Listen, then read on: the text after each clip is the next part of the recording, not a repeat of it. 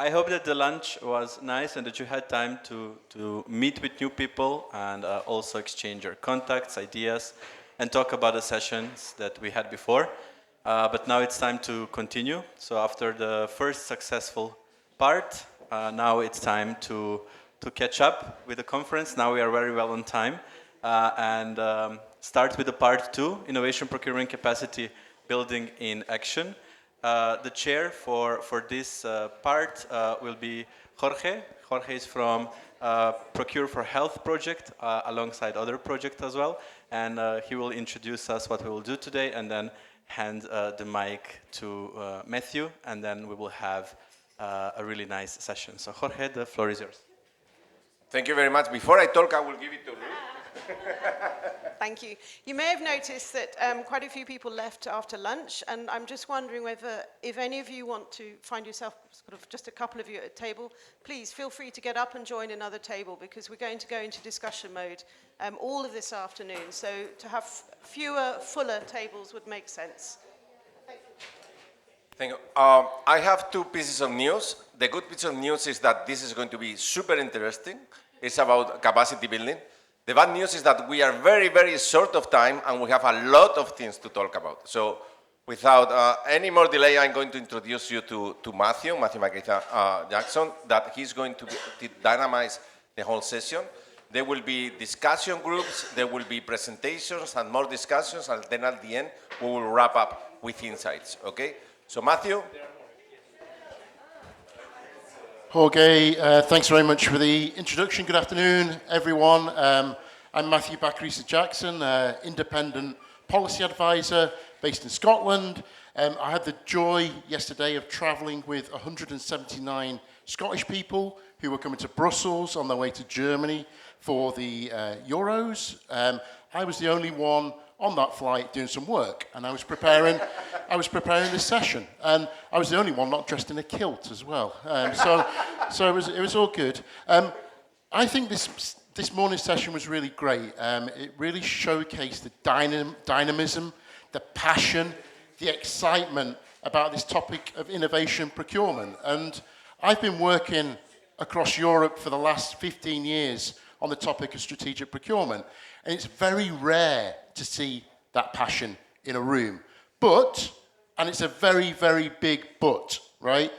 We are the converted. We are the believers. We've been working on this agenda for a number of years.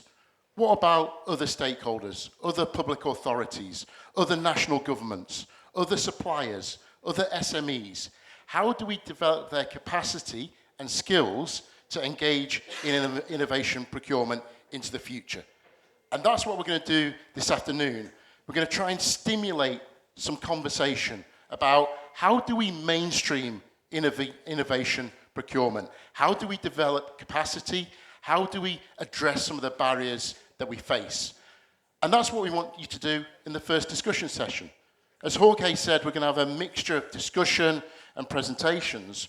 What we want you to do in your tables, and if your table is a little bit sparse, please move around the room a little bit. But we want you to think about 2 questions. And I think it's on, the 2 questions are on the next slide. Here. Oh, there we go. Okay, so what are the capacity needs that we require? So we want you, you've got the persona cards, yep, so we've got various different types of stakeholder that are involved in innovation procurement. What capacity do we need to develop? What capabilities do we need to mainstream innovation procurement?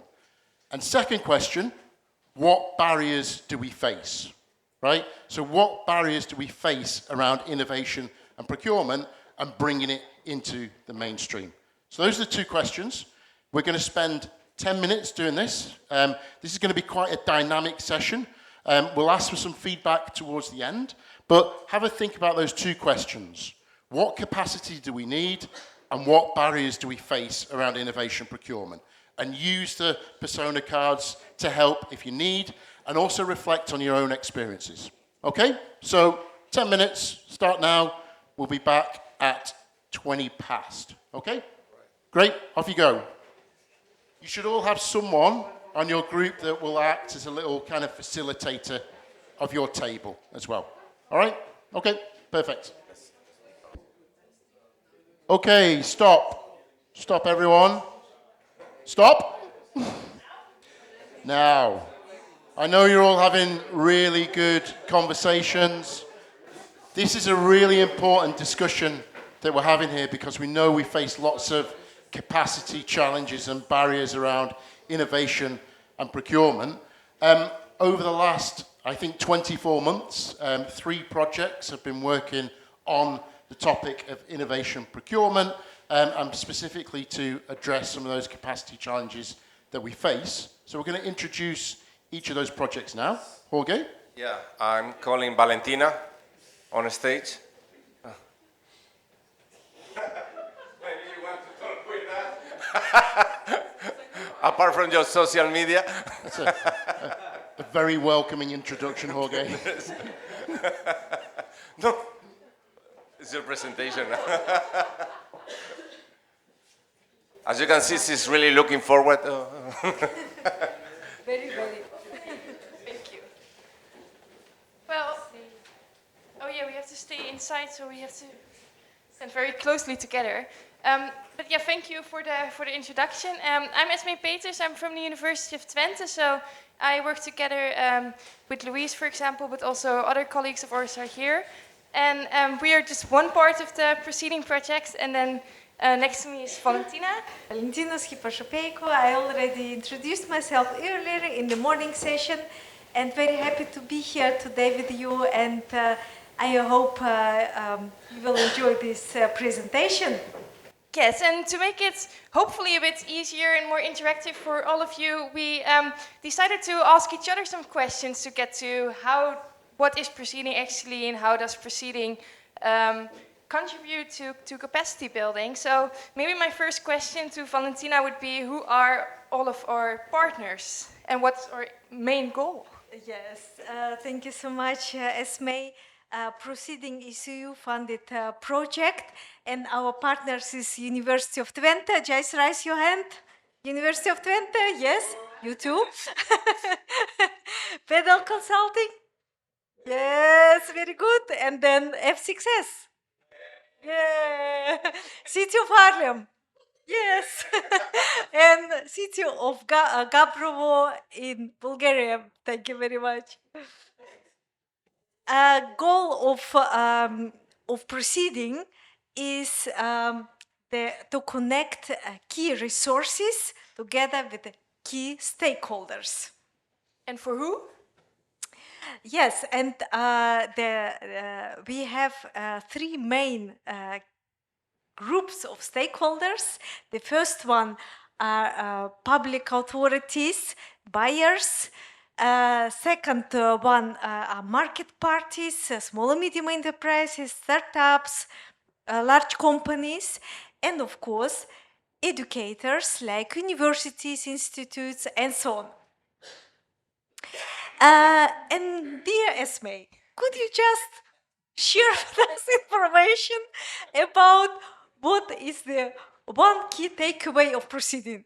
I think our key takeaway of PROCEDIN actually very much relates to the morning sessions that we already had, that talked about innovation not solely for the purpose of just doing innovation, but also linking it to other goals. So, or a phrase that we use also in multiple reports and other things, that outputs that we have that we will show later, we say innovation is a means to an end. It's not necessarily the end itself. So innovation can relate to sustainability goals. It can relate to other strategic goals that, for example, municipalities have.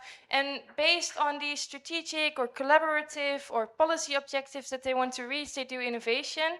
So depending on how they do innovation, it actually changes the way what capacities they need. So the capacity is not just for innovation, but the capacity for doing innovation lies also within sustainability and lies within doing strategic procurement, so to say. And how does PROCEDIN contribute to those needs?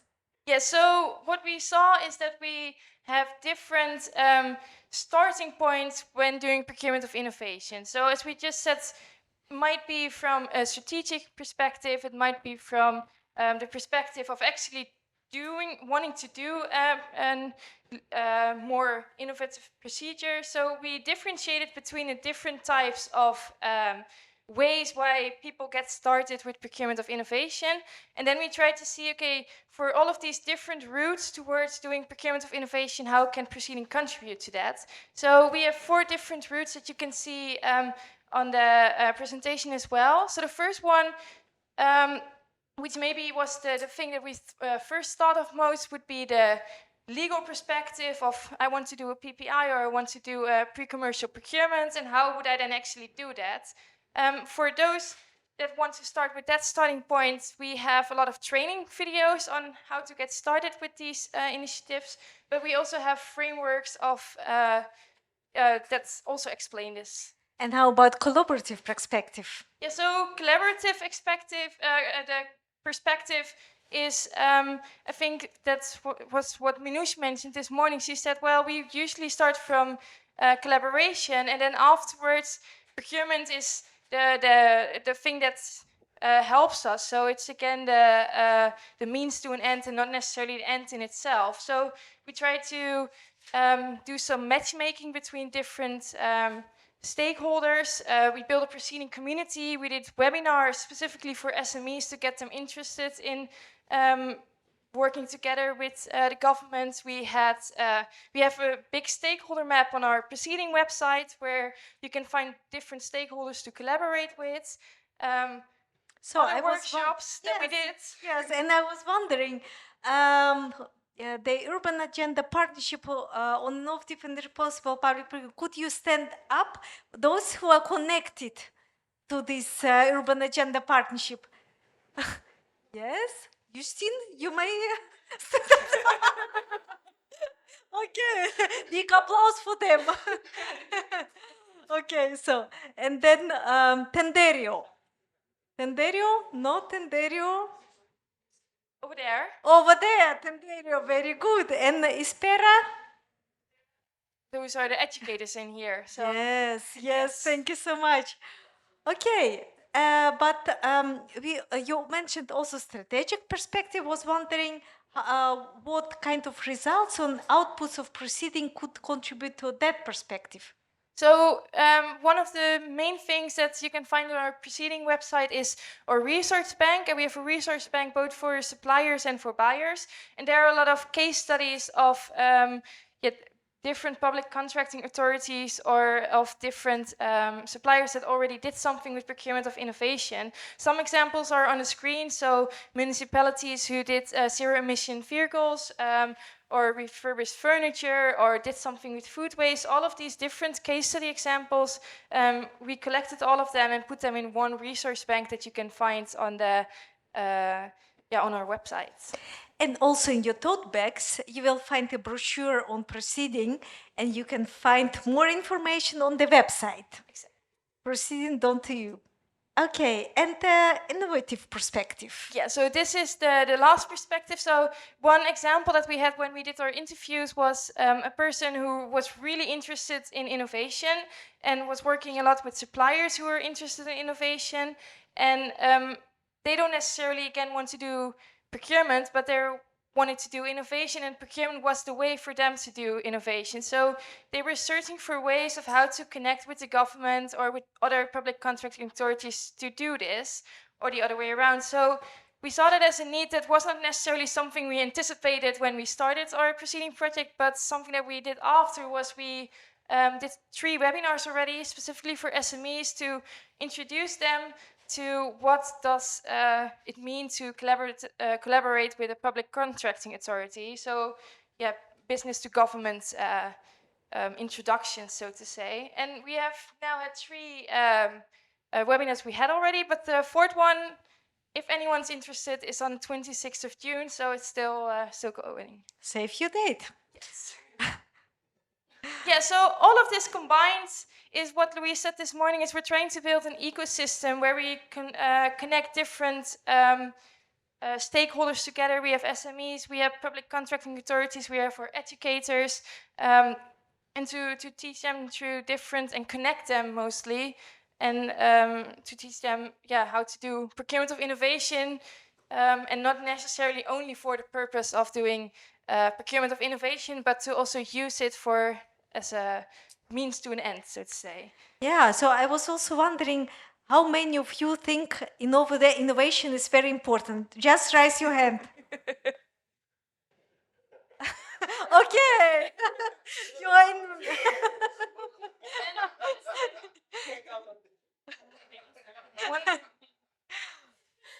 I think to end this, we have one last question I would like to ask Valentina, and that's about what does the future hold? What is something that we need to take into account? Very important is that innovation procurement should become routinized. It means become business as usual, not something rare, not something special or very scaring something. And also important to integrate with other strategic objectives. Could be sustainability, could be social perspective, and so on. So this is what I think is future on hold. Thank you. Thank you, everyone. Thank you so much. Thank you very much. So now Anna Tórz is going to build on this presentation. I feel lonely here, like I'm alone. I don't have anybody. Clicker here. For like tip for the next event, if you want to record, put an X on the floor so people know where to stand.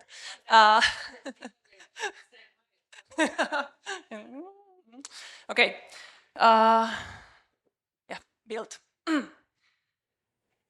I'm going to take you to a trip that's going to be very a lot more focused and a lot more targeted than what PROCEDIN presented.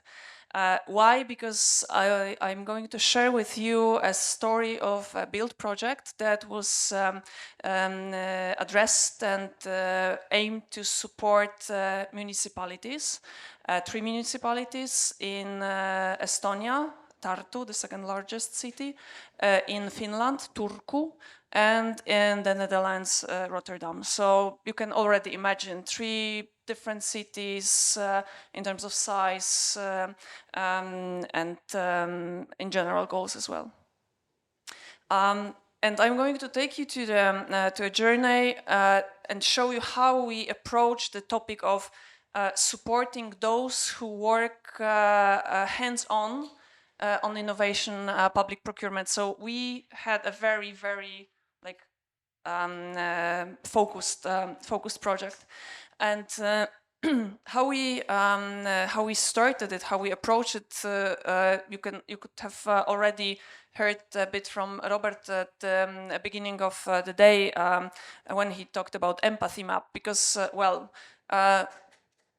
both Pedal and Civita, we are the middleman. So for the first thing we do, we need to understand our client. We need to understand who we work with. So therefore, we focused first on the insights and the insight report, but we did it in a way that already supported interaction between cities. So we put them in buddy pairing session.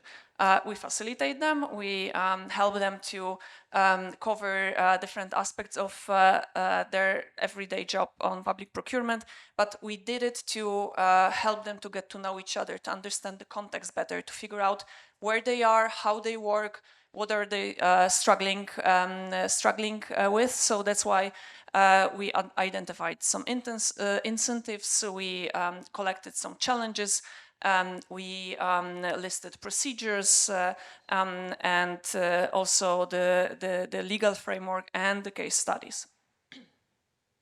And the empathy map that Robert presented in the morning was part of this whole process. Why? What for? Because we wanted the next next steps in our project to really address the needs of those who are working with public procurement. And it turned out that I'm pretty sure that what you see here I wouldn't say it's obvious, but I don't think that having all the conversation we already had today and addressing different challenges, you won't be surprised with what we came up with or what we had on our tables. So knowledge sharing, exchanging documents, exchanging or presenting tools that some municipalities, Turku, was using to assess if the procurement they are going to work on should be the innovation public procurement or not. So very practical, very hands-on findings. Also, we talked about procedures, about the support that all municipalities are receiving from the national competence centers and how it helped them. I would say the great example was the Rotterdam, how it helped them to get where they are now. And what we did, we took those learnings and we designed a series of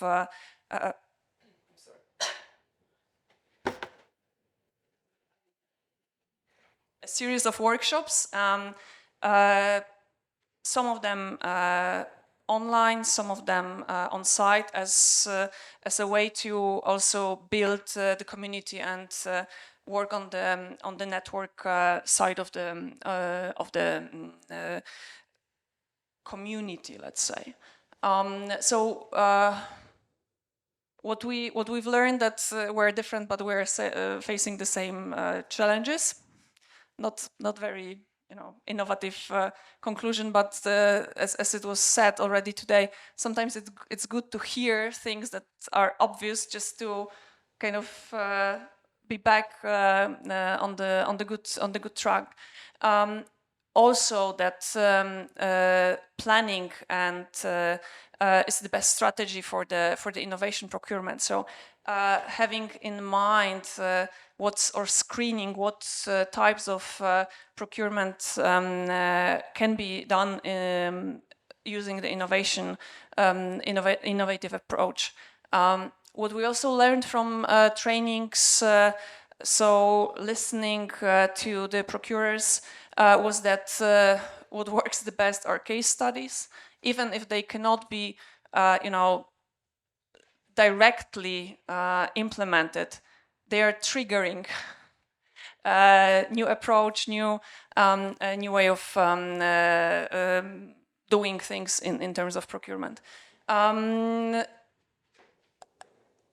I don't want to say things that we discussed at the table because they were very much in line with what is here. But what was also quite important is to listen to your client. That's the second in the middle of this of the lower bar. So how all people that we talked with were emphasizing how important it is to be aware of the perspective of the other side.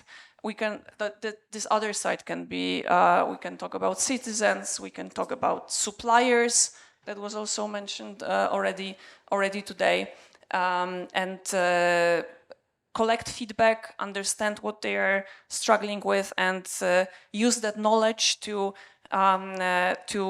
implement it into the process.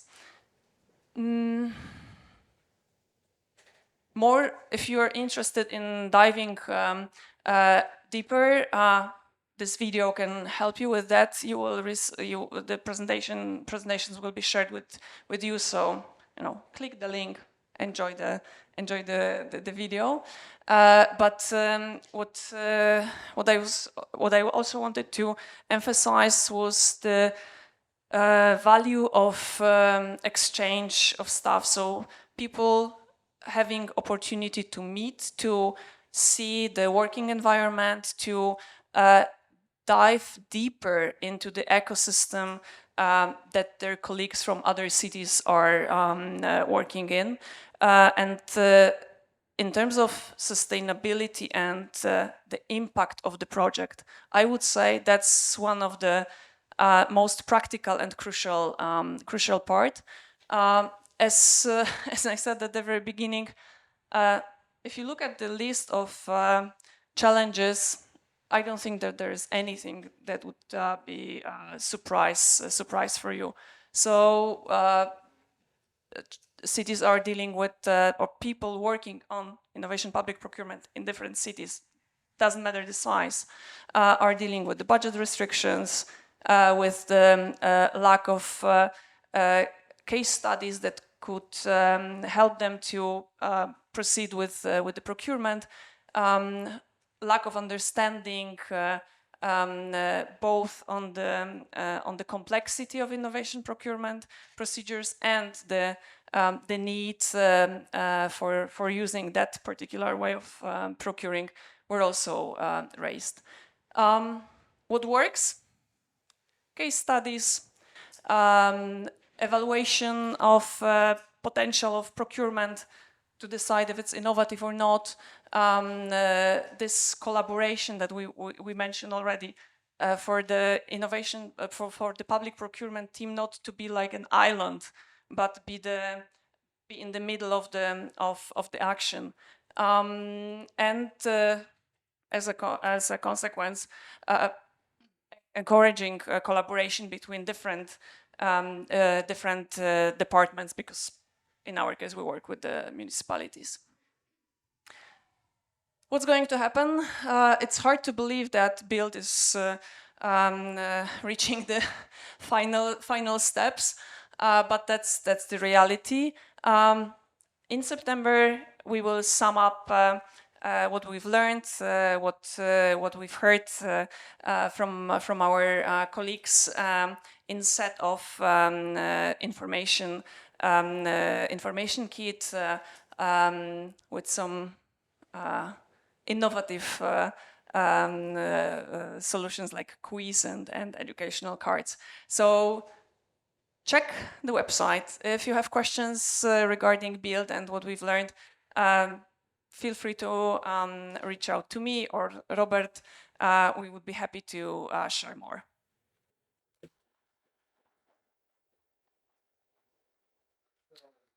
We have a very healthy discussion, so I'm going to ask Silvia to facilitate the next project.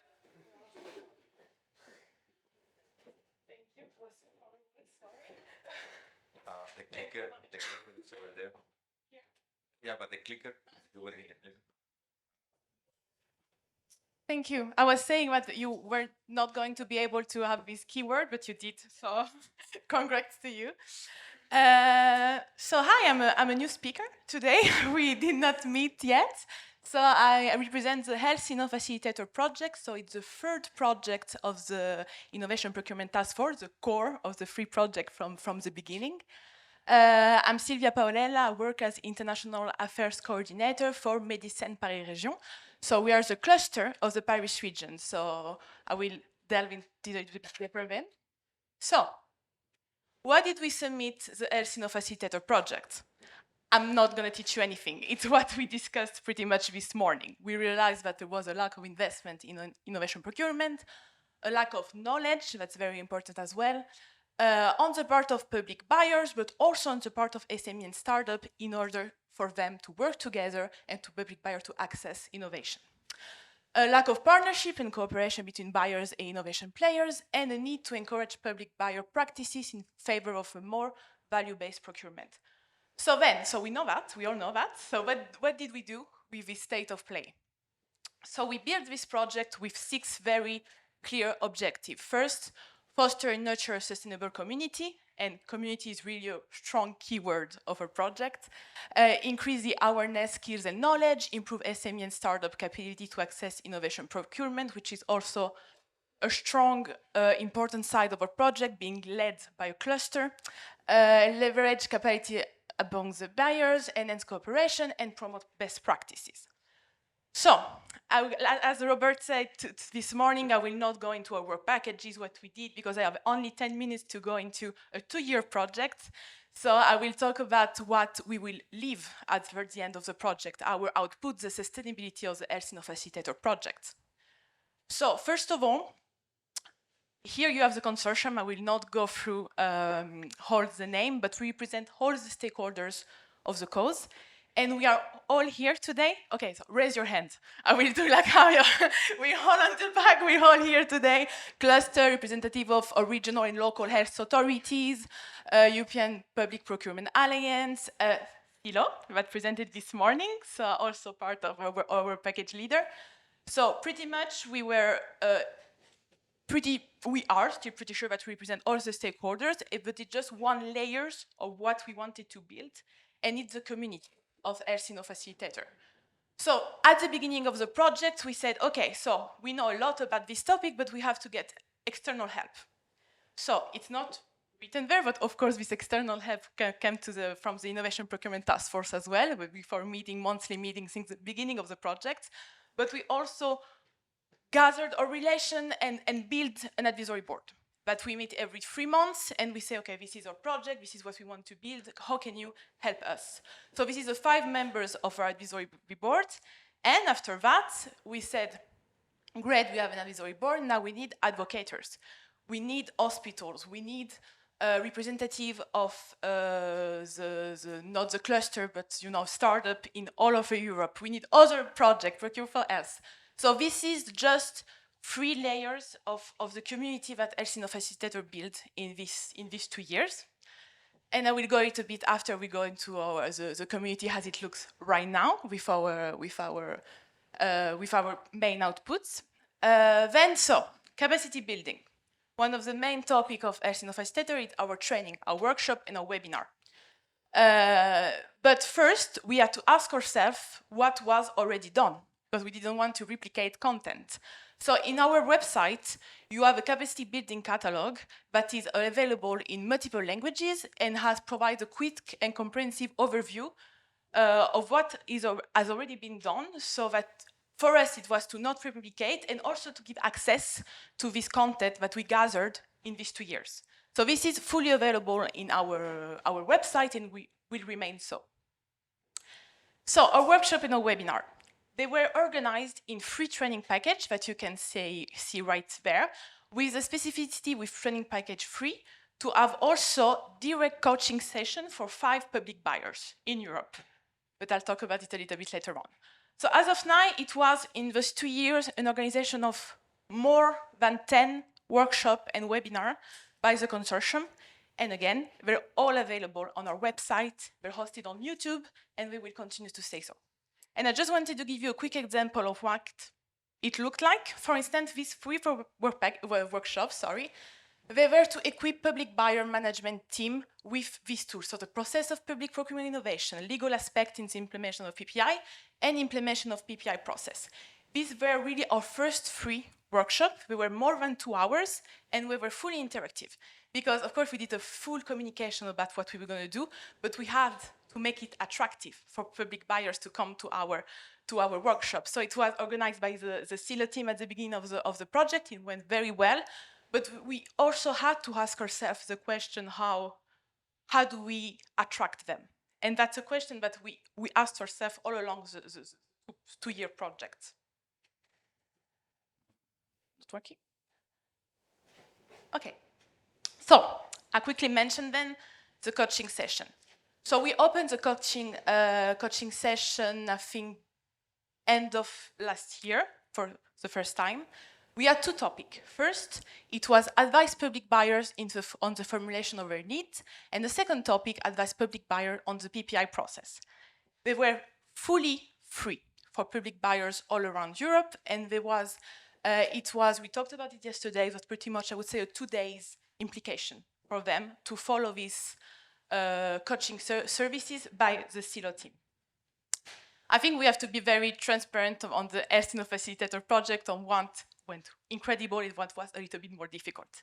So this coaching session, at the time, they were supposed to start at the beginning of the year with an application phase last year.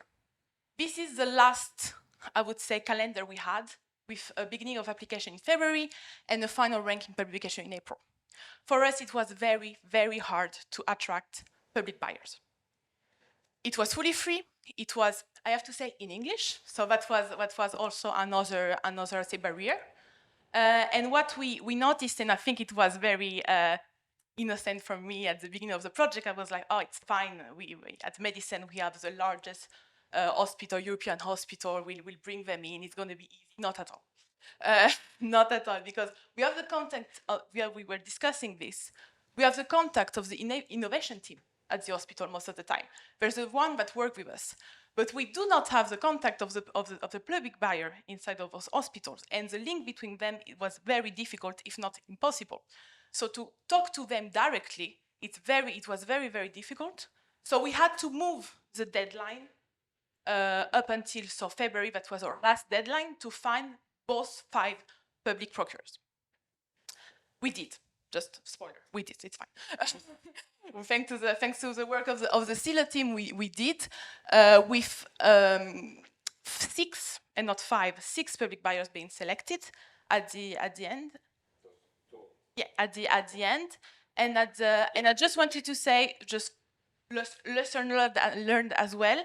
All the applications were more for topic 1. So that's something also we have to keep in mind. So on all these public buyers, on the formulation they did, most of them, 90% of them, were for this application. So then I just really want to talk about coaching session. It was really the center of our project. And then, the end, communication and sustainability. I hope you already follow us. If you don't, please do. But even more important, I was talking about the community. We have a platform. We have a community. We did not create a community. That was also very important for us. We build on what was already existing. So we joined forces with the Health Europe and HEPA to be part of this community. I will just, there, you have the QR code, where we make public buyers and service providers meet online. So again, we did not create a community. It was not just to add another layer to what is already existing, but we joined forces with this community. We can see on the right why to join. And this is our contact if you need any more information. And I think that's about it.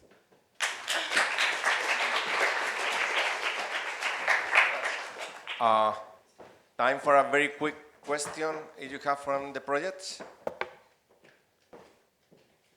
Okay, I'm going to make a question to Silvia before she leaves.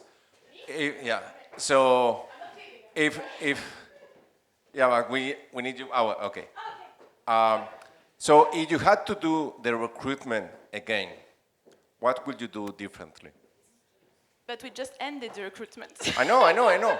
But you said it was challenging. You had to postpone it. What would you do differently from the start? From the start, I think from the start, the real start, the first time we did it, our communication was more too general.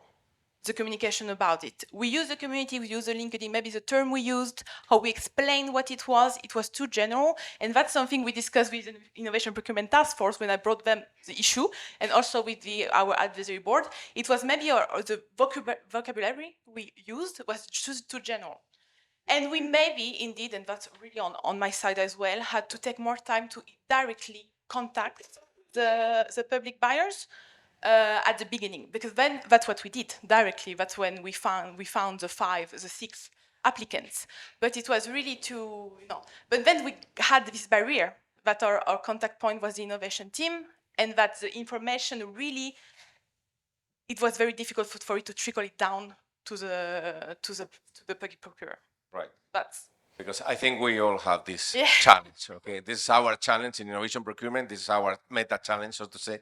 So every good tips for recruitment, I think we should all share it for this. Thank you very much. And I remember just one time Robert said, pick up the phone. You told me you have to pick up the phone, and that's something we also did. Completely agree. And it's also about cherry picking also. It's not about, for everybody, it's much better to pick the phone for a number of people rather than to disseminate across the board.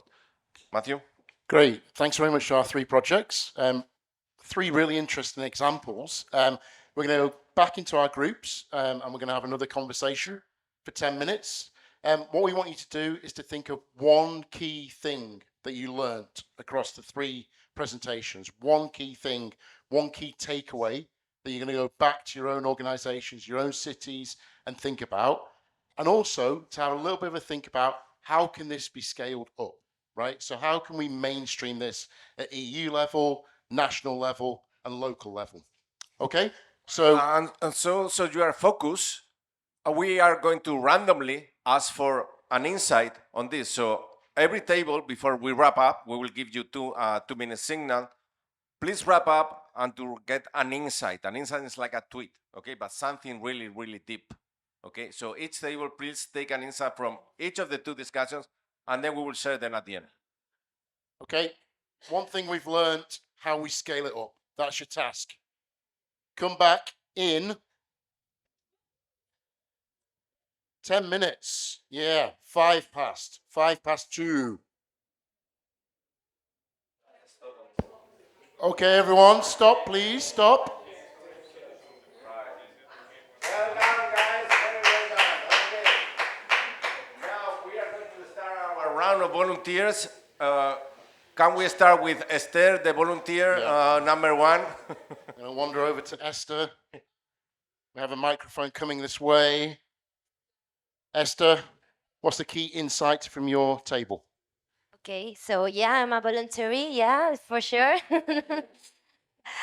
So we have a key insight for each of the questions. So the first one about the one key takeaway from presentations will say it's about communication and strategy and a stakeholders mapping. So obviously, if you have the right people on board and you have planned how to communicate and so on, you get far away that if you don't so. And the second one has been quite an interesting question because I think the main conclusion is that it's quite hard to scale up the project when that is finished, but you can get the lessons learned and get them to a new project as a way of scaling up and using the knowledge. And we were talking also that these kind of events, when we can share a lot of information and a lot of insights from projects, are really good. So those are the insights. Thank you. Thank you so much, Esther. Great. So the next volunteer is Nicolas. Yeah, just one thought on that, Jorge, if I may. Sure. I think we've talked a lot about different stakeholders, haven't we? So we've talked about public buyers, we've talked about SMEs, the commercial sector, we've talked a little bit about cooperatives and NGOs, and we talked about citizens, right? And I think citizens are really important in this agenda because they are the end beneficiary of the services and the goods that we design through innovation and procurement. So I think a key lesson from this is exactly that. It takes a diversity of stakeholders to deliver innovation in procurement. Okay, Jorge? Sorry, stole your thunder. No. It's okay. I just gave 1 minute more to Nicolas to prepare himself as a volunteer. So, please. Hello. Yeah. So now we had an interesting conversation on the 3 questions. No. Me, what I wanted to maybe developing more was the third one. So here, one of the ambition was to connect people. The problem there is to always building communities from scratches, and why not using the existing communities and really build on this will give more opportunities.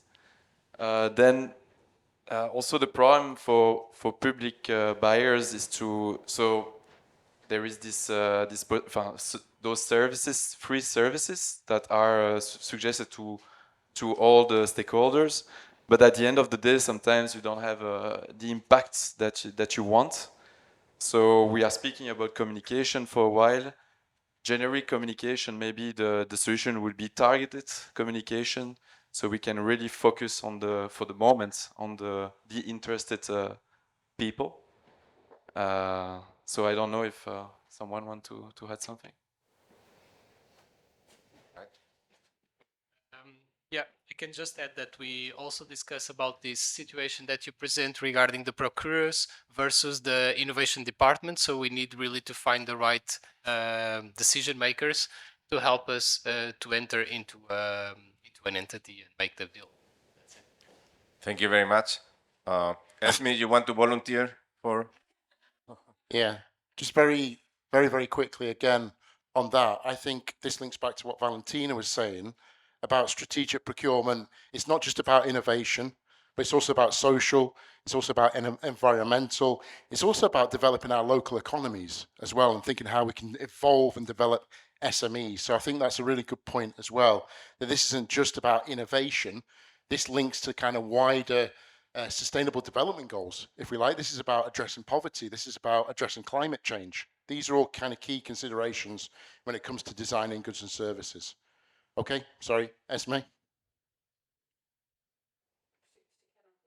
I know. Yeah, definitely. Thank you. Yes. Well, just one key insight from the capabilities, the enablers, and also scaling up. I think for capabilities, we talked a lot about mindset and to have this innovative mindset. And I think it relates to a lot that's already been said. And then for the drivers or the enablers, basically two different routes we discussed. One was more related to funding. So if you have funding, then you can basically buy capacity or capability in a sense that's normally not something that you have time for. And then on the other hand, it's the purpose and the motivation of doing procurement of innovation. So if it can be linked to something different, such as innovation, sustainability goals, political goals, then that might also work. Then for the last one, for the scaling up, what we actually talked about the most was how do you get interest. I think that's the first part. But that's also already something that's very difficult. But then if there is interest, how do you turn it into action? So really the group of people that are not doing it right now instead of the people who are already interested. So I think that's what we mostly talked about. Thank you very much. Matthew, do you want to say? Okay, so as you can see, we tricked you. We let you think that everybody was going to say an insight, but we don't have so much time. So that's why we have our volunteers. But still, if someone from any of the tables wants to share anything, now we have okay, we have one. This is a true volunteer. We have another true volunteer, and I think that's it. That's the quota. No, just to give time also to other colleagues, I just wanted to add that we also discussed about the difficulty of engaging with the community, and so let's change the way, the approach on which you engage with them from start from the basis approach rather than give some concepts for granted, for example, when it comes to innovation procurement. And then I would also add one thing on the importance of having tailored best practices exchanges. So to build on what's already there, it could be a good way also to save resources and I would also stress this point on sharing best practices at local, regional level. Thank you so much.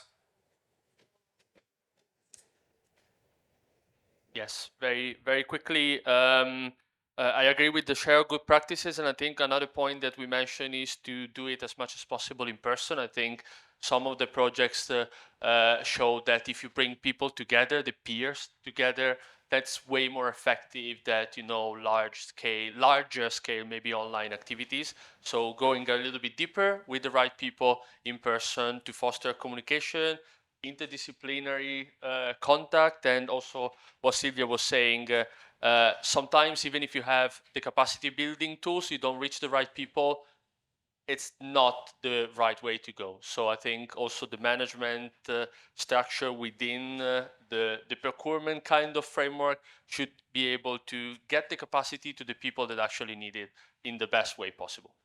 Excellent. So Matthew, what are your insights? My insights. My key insight is it's important to develop an ecosystem. I think that's the key, and that came across very clearly this morning. This is about different stakeholders working together collaboratively around innovation procurement. I think for far too long, procurement has been seen as quite a bureaucratic, technical, dull practice, right? And innovation procurement really opens up the opportunity for different stakeholders to work together collaboratively and cooperatively. And that includes the market, it includes buyers, it includes citizens, and it includes other organizations such as NGOs as well. So that's my main insight. We need to collaborate a heck of a lot more because we often work in silos. We don't engage across different stakeholder groups. And you, Jorge? Well, my insight is that what is happening today, I haven't seen it in 15 years working with European projects, which is so many different projects and organizations here today sharing and wanting to work together. Usually, a project is an island on itself, and then it finishes and it disappears. Here we are sharing things, lessons learned, projects that are coming projects. So what is happening today, for me, is very, very reassuring that we are moving in the same direction and we are all here to help. We all have here the same challenges, recruitment, getting the message across, trying to change the culture, because at the end of the day, that's what we want to do. We want to change what has been said today, business as usual. Innovation procurement is not innovation procurement, it's just procurement. Okay, that's the final objective. But having so many different projects collaborating and being here and sharing, I think it's fantastic. So I think we all deserve a round of applause for being here today, okay? Okay, I think that is the coffee break, Louise, if I'm correct. Good. Right. Wow. Well, a round of applause on us. okay, I think we are back, Louise, at 2:40, is that right? Yeah, 2:40. Where we're going to move into the World Cafe session.